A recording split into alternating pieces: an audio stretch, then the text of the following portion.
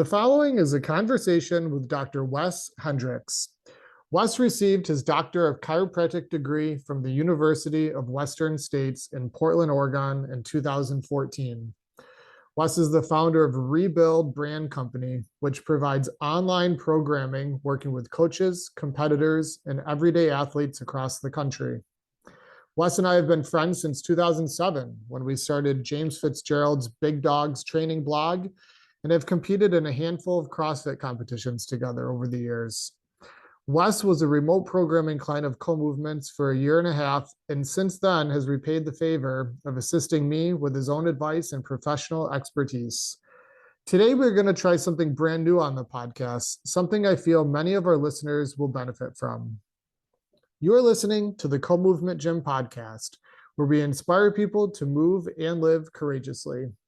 If you are enjoying this content, please support our sponsors in the description. I thank each and every one of you for being on this journey with us. Now, please enjoy the show. Folks, listen up. I want to take a brief moment and thank our podcast show sponsors, Lombardi Chiropractic, Native Path Supplements, and Redmond Life. Lombardi Chiropractic has been my personal chiropractor for 10 years and has kept my body strong and healthy. Native Path Supplements are used by numerous Co-Movement clients and our coaching team here at the facility. I highly recommend that you try their chocolate collagen peptides. I was made aware of Redmond Life by one of our trainers here at the facility, who recommended I try Relight electrolyte powder. This supplement has dramatically improved my afternoon energy levels and overall hydration.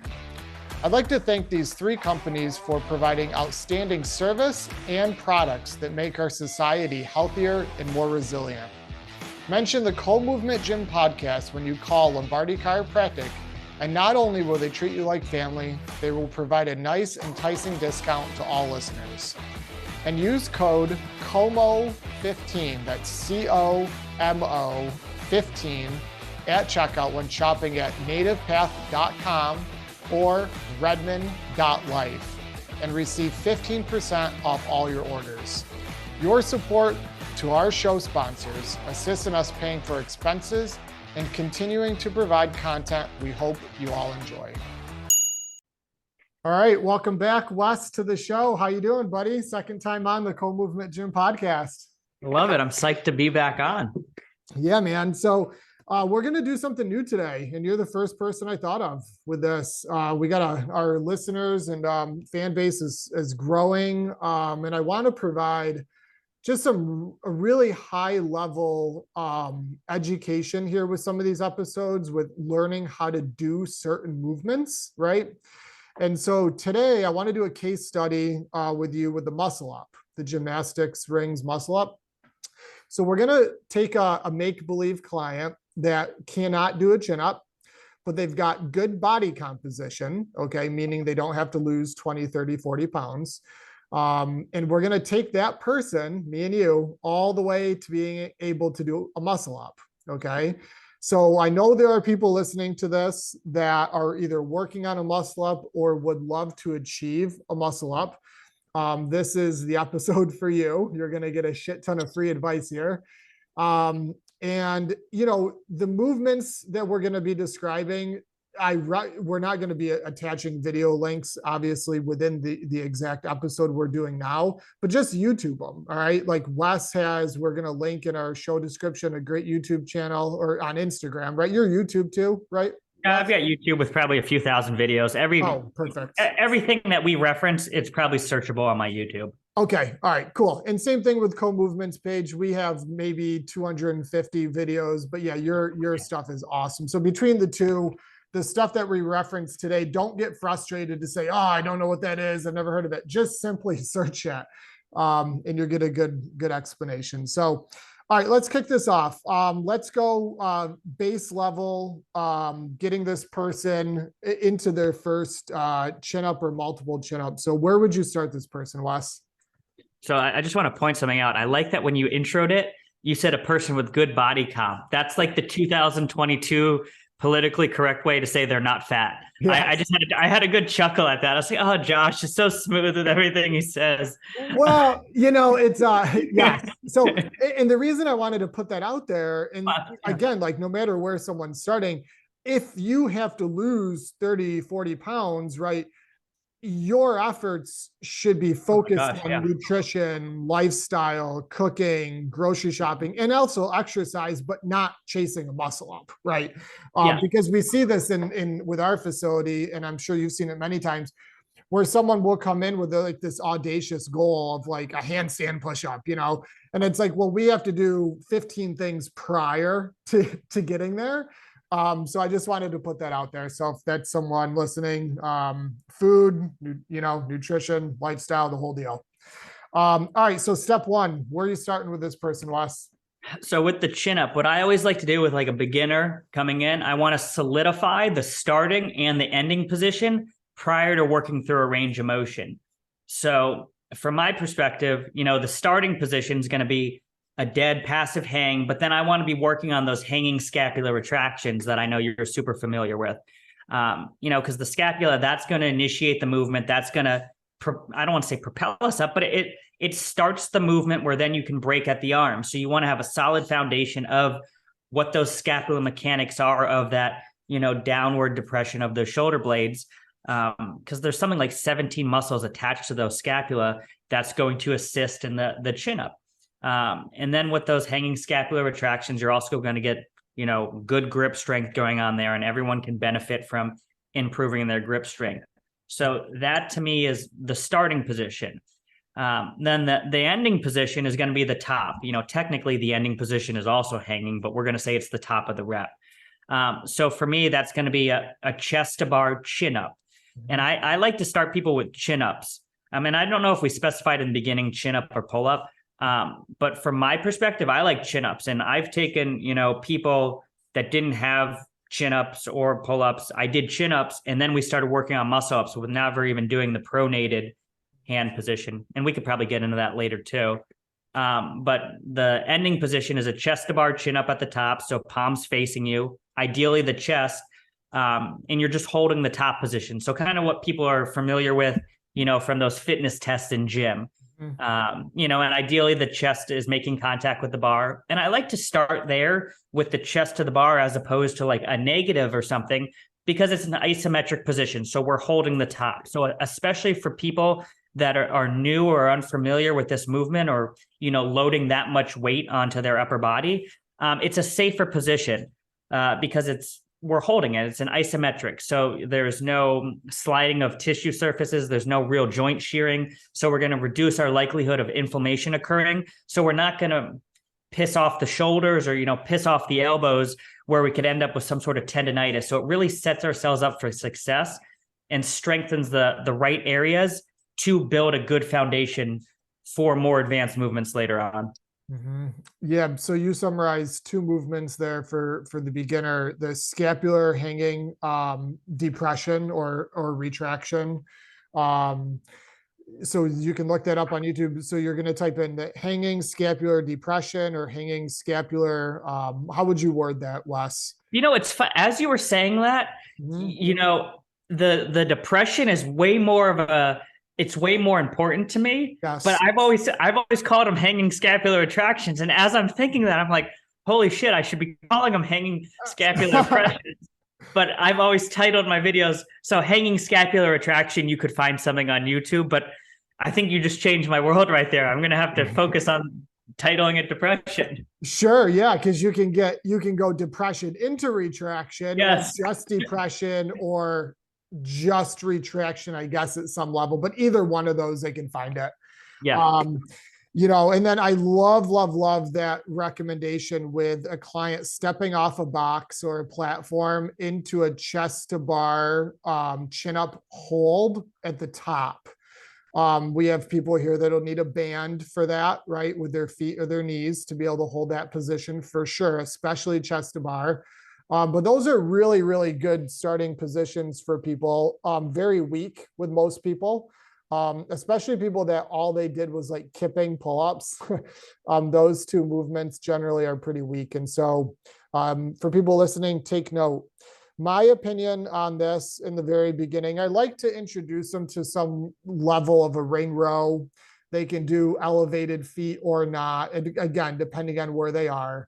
You can do weighted ring rows. I like the ring rows because you can change the angle of the torso and you can get the rings to the chest, right, to help with that full scapular retraction. So the ring rows are great. Something very similar to what you said with the chin over the bar, the chest to bar, hold at the top. There's a ton of retraction of the scapula at the top, obviously. I like to teach people that band pull apart. Okay, so a scapular band pull apart, because I find so many people struggle with retracting, pulling their shoulder blades back, right? Retracting their scapula. So a band pull apart would be a really, really good place with locked elbows performing that movement. And then the other thing I get into is regular push-ups, because in the muscle up, there's a big press right at the top. So I like 5 to 10 clean push-ups. If you can't do a push-up, maybe we'll do another episode on getting your first push-up. But that's something that you're definitely going to need to be able to do to get started on this. So awesome, Wes. All right, next level. Where are you taking them? So from there, I'm going to start we're going to start working through a range of motion. So I'm going to, for the chin up perspective, start doing negative chin ups. Once they've got that good foundation of holding the top. And eccentrics are a good place to go with most gymnastic movements, because ideally, with a negative chin up or a negative any movement, so a negative push up, a negative dip where you're just lowering yourself down, we're going to be roughly 1.5 times stronger than we are in the concentric or going up. So it's a good way to build strength in that pattern, familiarize ourselves with the movement pattern. So that's why I like negative chin-ups. And I like people doing it at a slow tempo, so 5, even 10 seconds for each one of those reps. And there's a bunch of different ways you can program it. Generally, what I like is when someone can do a 10-minute EMOM, so 1 rep every minute for 10 minutes of a 10-second lower on the chin-up, oh man, they're ready for a strict chin-up, strict chest to bar. So, I utilize different, sets and rep schemes of negative chin-ups for that pulling aspect to get them to their chin-up. I liked what you included with the ring rows. Something else that I use for clients that have access to gyms and have access to cable machines. I've seen a lot of research, not a lot, but I've seen research where, they say the lat pull down or something similar is actually pretty useless for it. But what actually is really good for it is a kneeling lat pull down where you're on your knees and you're sitting tall, because you're getting that core engagement. So you're stabilizing your trunk while pulling down. So that seems to have good carryover to the chin up, whereas like a standard lat pull down, where our legs are locked in, it doesn't have as good of carryover. I'm sure it still does, because we're adding muscle mass to the appropriate areas. But if people can do a kneeling lat pull down with negative chin ups, that's a 2-for-1 good bang for their buck. Yeah, you gave a really great protocol there. So I want to reverse and go back to this for people listening. Chin up negatives, about a 10-second negative, that's the lowering phase. So step off a box, chest to bar, lower for 10 seconds. And you said on the minute. So you set a timer. So it's on the minute 1, 2, 3. For what'd you say, 10 minutes? 10 minutes, yep. Yeah, so you're going to step off the box, lower for 10 seconds. When you get to the bottom, stand on your feet, you have 50-second rest, and then you're going to do it again, and then again, and again, and you're going to do 10 seconds or 10 minutes for that. That is a great protocol. This is crazy. Me and you are very similar on this. We're called level 2. Okay. I had chin up negatives also, band assisted if you need to, but you want to get to body weight as soon as you can. I have on here 5 reps with a 6-second negative. Obviously, that's generalizing at some level, but we're pretty close. And then I did weighted negatives, 10 to 20 pounds, 5 reps with a 6-second negative. We do weighted negatives here, and they work really, really well. And that 10 to 20 pound range for those reps generally is a pretty good indication people are going to be able to do a chin up from there. And then the third thing is a dip negative on straight bars. Because again, the second half of the muscle up is a dip. But the dip negative is, start in that support position, lower down, again, 6 seconds for 5 reps. I think that's a decent place for people. But for people listening, give that workout a try that Wes said. That's really cool. 10 seconds on the minute for 10 sets, and see how you do. 50-second recovery is obviously over 10 minutes is not sufficient generally. But again, if you're strong enough, you should be fine. And it's funny when I say 10 seconds in my head, like you and I both know this, if you prescribe a 4.0 XO, it's more like 2.5. Yep. So when I say 10 seconds, I'm actually hoping for more 7 seconds, which is funny, which is yours is 6. So it puts us a lot closer. And then before we go on, I really want to point out something you keep saying, which I love, is step on a box and set yourself up there for the isometric or the negative. A lot of the times I have clients when they first start out, like if they have a doorway pull-up bar or something, they'll try to jump up there. And I really discourage people to do that because it's this abrupt movement where we jump up and we're trying to stabilize all of our weight in a range of motion we really don't have control or access to. And it puts a lot of stress on the tendons and ligaments that you're just not ready for. So stepping on a box, like Josh is saying, you can set yourself up in the correct position, stack yourself, tense everything, and then slowly remove yourself. It would be like, I'm trying to think of some clever analogy where we're catching like a deadlift. Where we're catching a deadlift like midway and, trying to stabilize it with our back. Like it's just for beginners, you're putting a lot of stress on your shoulders and elbows that you don't need to. So I love the stepping up and setting yourself cue that you keep using. Yeah, that's a great point. Like that's like me teaching you the deadlift and then sort of tossing you the bar. Yes. Yes. There we go. That was a good one. Here you go. Catch it. Yeah. It's not a good, so the jumping version, CrossFit did a lot of the jumping chin-ups and pull-ups, which was a joke for like scaling the chin-up and pull-up, which again, don't do those. Especially with those doorway pull-up bars. I've seen lots of YouTube videos where people jump into it, it falls off the doorway and they come crashing down to the ground. You mentioned a really, really important word that we use here all the time, tension. So when you're able to be in control, stepping off a box, you're able to fully tense your body to the bar, whatever position you're in, prior to fully releasing, right? And stepping off the box. So you're there. Versus if you're jumping into anything, it's sort of like just a prayer and a wish, like you're just going for it. And then generally what happens with these people is they drop the first 6 inches before there's any kind of catch. And that top 6 inches is like very important. So yeah, don't do that.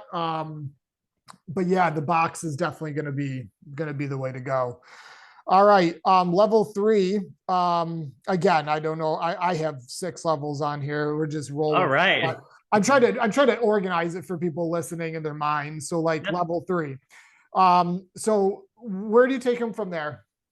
So at this point in time, once we've got a solid foundation of the eccentrics, we're probably starting to build some capacity of full chest to bar chin-ups now, and at first, it's probably going to be a combination of concentrics and eccentrics. Maybe we'll get a few reps in of the concentric.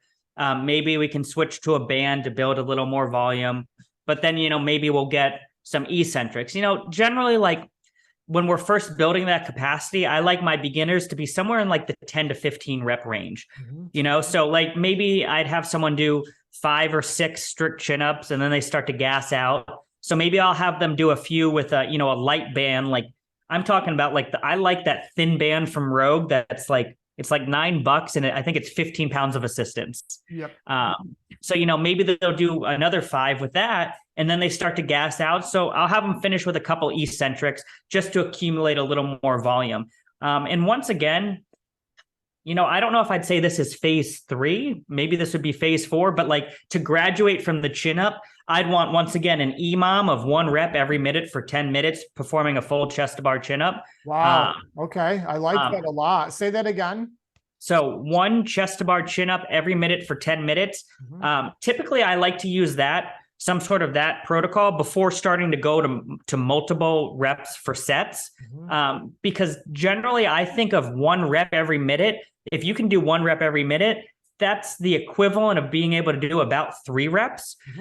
But people in the beginning, I feel like, whether it's their grip, their mechanics, they gas out really easily with sets of 3. So I like to build a big volume of singles, and that EMOM's a great way because you have limited rest, so you're really challenging your capacity there. So in terms of, and maybe that would be like a level 4 thing if we got 6 levels here. But to graduate from the chin ups and start doing multiple chin ups, I like that EMOM format for at least the chin up aspect of it. That's really good insight.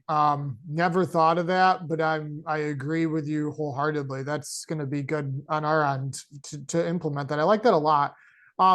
We keep saying, and I don't want people to ignore this because you can overlook this very easily. We keep saying chest to bar. Yeah. We're not talking chin over the bar. Okay. This is a huge difference. And this could be a massive ego check for some people listening to this that are used to doing chin over the bar. You may find yourself starting at level 1 with this conversation. Why are we saying and teaching chest to bar? A, that's a full chin up in our opinion. But B, you have to pull the rings to about the nipple line before you turn that corner to start the dip on a muscle up. And so if you just train getting your chin to the ring, you are never going to get over onto the top of a muscle up. And so don't ignore that. So my level 3, what I have something a little different here. I have a 90-degree chin up hold. So 90 degrees are arms. Awesome. Yeah, 15 seconds, nothing crazy. I don't have any other protocols there, but I see a lot of people really struggle. And a lot of people, what they think is 90 is more like 110. Yeah. A true 90 video yourself. And that's not easy. So 15-second 90-degree hold. And then you touch on this in level 1. This happens to be level 3, but it could go either place, I think. The chest to bar hold for stepping off the box, 30-second hold.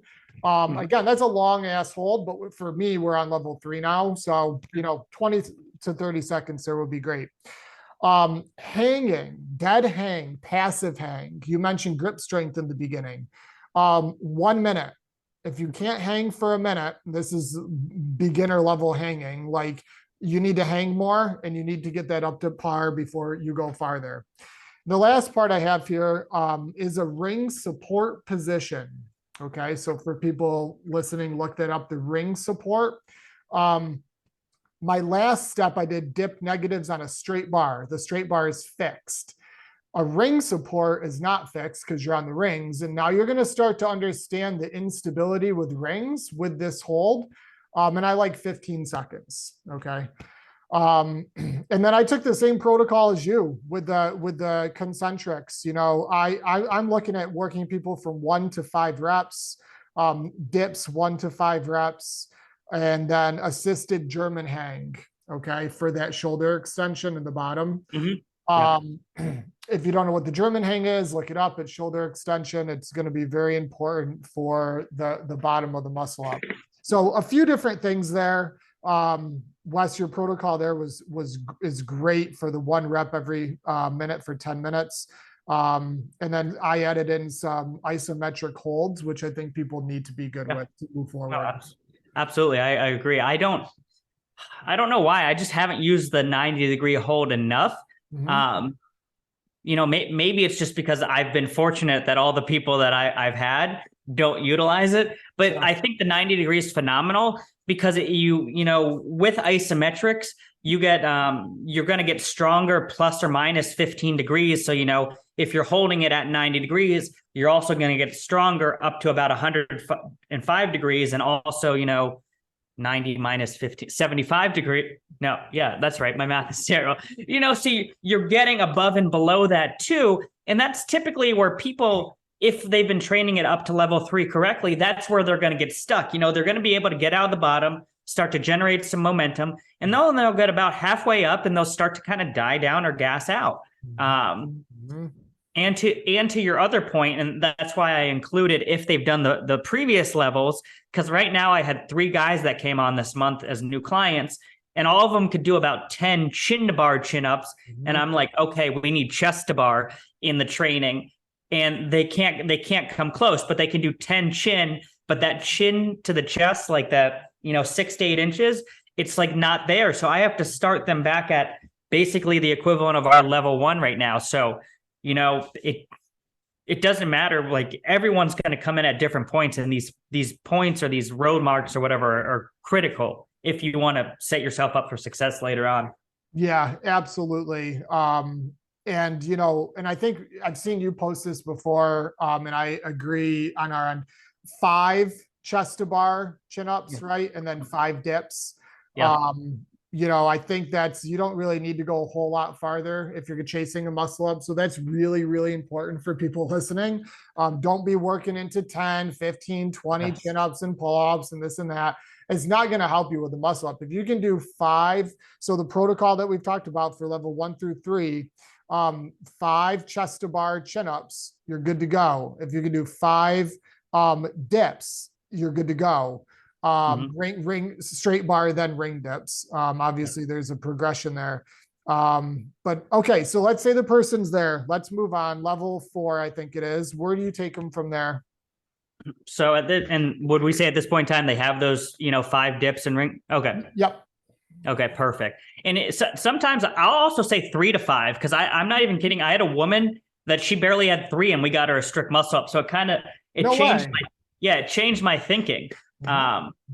So 3 to 5, some people will get it at 3, but I think that 5 is a safer range, like what you're saying. So once we have a general level of pulling and pushing capacity, for me now it's going to be training the transition, because the transition is really where everyone's going to fail. And to your point of, don't train, 10, 15 dips and pull-ups, it's because nobody ever fails the pull-up portion of the muscle up or the dip. I've never seen anyone make a clean transition and then can't do the dip. Everyone fails the transition. And if we break down the transition, I break it down into 3 components. So it's shoulder extension, so bringing the arms behind you. It's shoulder internal rotation. So I guess you could think of it kind of like throwing a baseball, or like, I don't know. Yeah, throwing a baseball. I can't think of another action.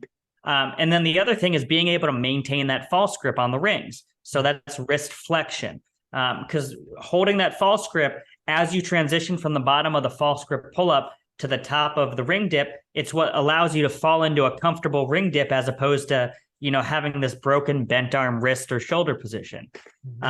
So those are the 3 components I'd train.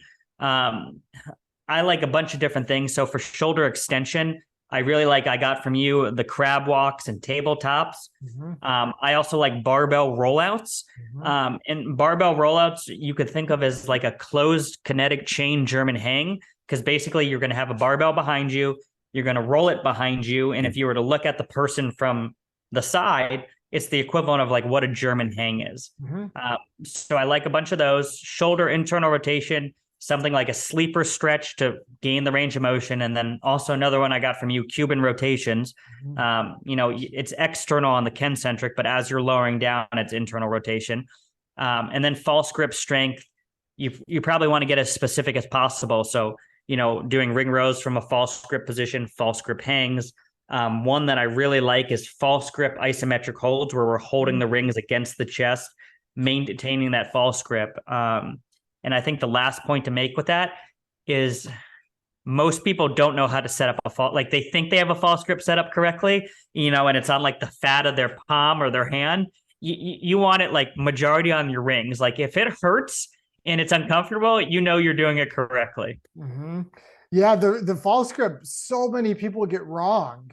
And that's probably the most important part here to the level 4. So you have the base strength, the chest to bar chin ups, and then dips. But if you cannot flex the wrist and the forearm, right? Is the forearm, right? Or the wrist? Yes. Either way, it's a false grip. If you don't know what it is, look it up because you'll never get a muscle up without it. You have to be very, very good at performing chin-ups with the false grip, ring rows with the false grip, hanging with the false grip. And like Wes said, the ring is sitting on your wrist, okay? Not in the fatty part of the palm. Okay. Most people get that wrong. And yes, it is uncomfortable. Welcome to that world. Don't think it's wrong. It's correct. If you watch any gymnast train, they live in the false grip. So if you're going to do strict muscle ups, you need to be very, very strong with this. There are lots of people that get to the proper strength to do a muscle up, but spend another 6 to 8 weeks building false grip strength because they ignored it. Okay. So yeah, that's my level 4 is basically what you said. False grip. I like chest to bar chin-ups on the rings, but with the false grip. I like the German hang stretch. I like those barbell rollouts, the crab stretch. You need shoulder extension exercises and stretches. So you can look that up, people that want additional variations of that. Shoulder extension. You need good shoulder extension. And then I go into the ring dips, 1 to 5 reps. I think they really need to be at that. I had in the prior level up to 5 straight bar dips, but they need now to be able to do, ring dips pretty smooth. So yeah, I guess, the main emphasis there on this level is the false grip strength, and then all the variations with false grip strength. Okay. Sweet. All right. So let's, this would be level 5. Level 6 for me is the muscle up. So like, this would be sort of the final touch here. Okay.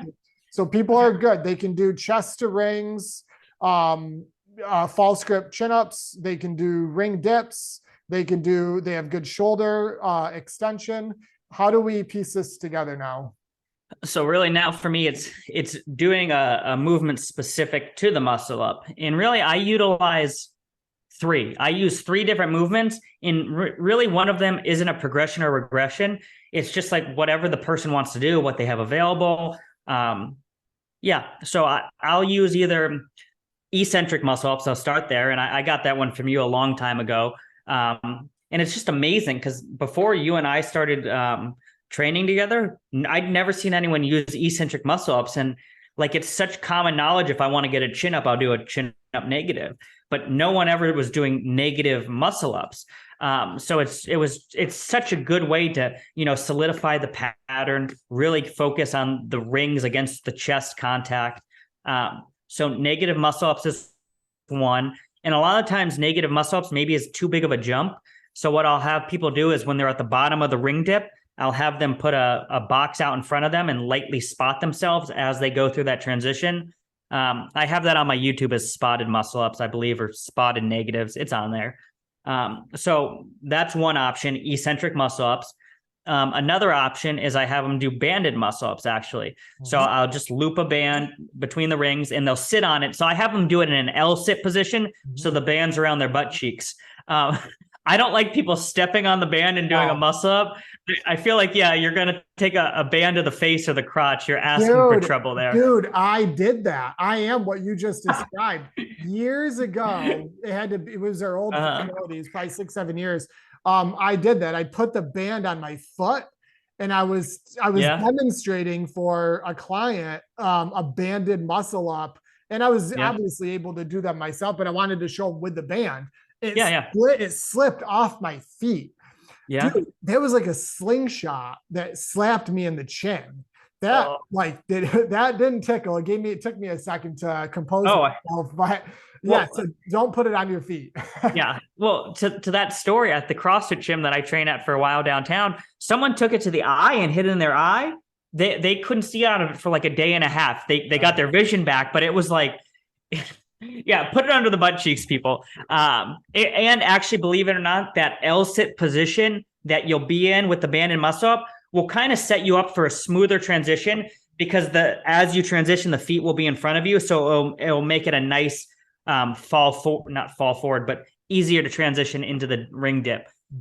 So the band's an option. And with all of these, Typically the bands I use Rogue's colors as an example. Rogue's thinnest band is orange. Yep. They have a red one and they also have a blue one. The blue one is those are the only three I like for body weight exercises and across the board, whether we're talking chin-ups, muscle-ups, even lever or planche work. Yep. The next one up is green, and I feel like it has diminishing returns. There's just so much tension. You're getting some, you feel cool that you can do the movement, but it's not helping you at all. So the banded is the second one. And then the third variation that I like is what I call a spotted muscle up. So people will, start on their knees. So kind of like you're sitting on your heels or to your butt, and the rings are hanging under you, and you start to pull yourself up. And for the most part, your feet are weightless as you're pulling yourself up. So you're doing more or less a strict ring pull up. Mm-hmm. And then when you get the rings to your chest, that's when you use your toes to lightly spot you through the transition. Mm-hmm. And I'm talking back in the days when you were bench pressing at the YMCA and your friends helping you with the pinkies, that's how much you want to be helping yourself with the with your feet. Because for a while when I was training people in person, I would actually spot their toes, a little and help them transition through that bro bench press spot. Mm-hmm. And then when I started doing all remote training, I thought to myself, how can I recreate this? If somebody, for some reason, I don't want to give them negative muscle ups, or I don't trust them not hurting themselves with a band, how do I do the spotted variation, Mm-hmm. And I came up with that toe one, and I'm sure somebody else did beforehand. Mm-hmm. But those are the three that I like, and they're all interchangeable. One isn't, maybe if I had to put one as the hierarchy, probably the negative muscle up would be the best one, but people have gotten muscle ups by using the other two. So I can't say for definitive that one's better than the other. That is the exact three that I had. Awesome. Yeah, so we nailed it on that one. Muscle up negatives. So people are going to jump off a box or step off a box without swinging too much, hit the top of the ring dip essentially. Yep. Then you're going to lower to the bottom of the ring dip, slow through the transition. That's where you're getting your false grip. And then you're going to perform essentially a chin up negative from there. Don't be afraid to add a little weight if those become easy. I like maybe a weight vest or a light belt. You don't need to go crazy. 5-10 pounds can help for sure. Slow that transition down. The banded version, sitting on the band, same thing. I love it. And I love the fact that you brought up that green band, because we use the Rogue bands too. The green band is if you need the green band, you're not strong enough. That thing's dangerous too. That could really hurt somebody if that hit you in the face. Yes, for sure. It's 1.5 inches or 2 inches thick. So if you're doing any of the movements that Wes said, planche work, lever work, and you need that green band, you're just not ready. So orange band, red band, blue band from Rogue, and then whatever colors you're using from somewhere else, I'm not sure. But so the banded, and I love that. That helps people here a ton. The third being what was the third, Wes? The spotted one. Oh, yes. So you mentioned the variation that I use here with in-person clients was I will hold their toes, just the toes, mm-hmm. and they perform the whole movement themselves. And naturally they press off my hands with the amount they need to get over. Most people don't do much more. And most people won't do not enough, right? They do just enough. So it's a great drill. You said having your feet on, or the toes on the ground or on a box, maybe behind you a little bit. Yes. That's a self-spotted variation. I really, really like that also. I like that. If you have a 20-inch box and you have the rings up overhead and you're holding onto the rings, you're hanging in the rings, a dead hang, but your toes are behind you on the box, okay? So your kneecap would be lower than your toes, right? Because your toes are on the box. Yes. And then you pull, and then you can press off that box as needed to help you with that transition. Mm-hmm. That's it. Those three movements are the final capstone for people. And so if you're listening and you can do muscle ups or they're sort of shady and maybe not super clean, go back to this level 5, I think it is. Work these over and over and over, 10 to 20 reps, a session normally is pretty sufficient. And these 3 drills can help put the refining touches on making the muscle up easier. So, Wes, do you have anything else for people listening? No, I think we nailed everything right there. It could be like a standalone program that you could sell, buddy. It was so informative. Yeah, it's good. It's only 45 minutes. So I want people, if you are doing muscle ups, you're going to get better at muscle ups from this video or got your first muscle up, tag us on Instagram. Wes, what's your Instagram? It's at Dr. Wes Hendricks. Okay. And we are co_movement HQ. And then Wes, what's a website people can learn more about you and then also your YouTube channel? So yeah, I'd check out the YouTube channel, and that's just same thing, Dr. Wes Hendricks. Then the website's also drweshendricks.com. It's all the same. Nobody can forget it. Okay, awesome. It's good branding, buddy. Nice. Well, this was a pleasure. For people listening, Wes and I are going to chat more here. I'm assuming down the road with different movements and whatnot. If you like the episode, reach out, say hi, let us know. But this is definitely, for 45 minutes of information, that's a few years of coaching right there. So, all right, Wes, thank you for your time, buddy. It was awesome. Thank you. All right, see you, bud.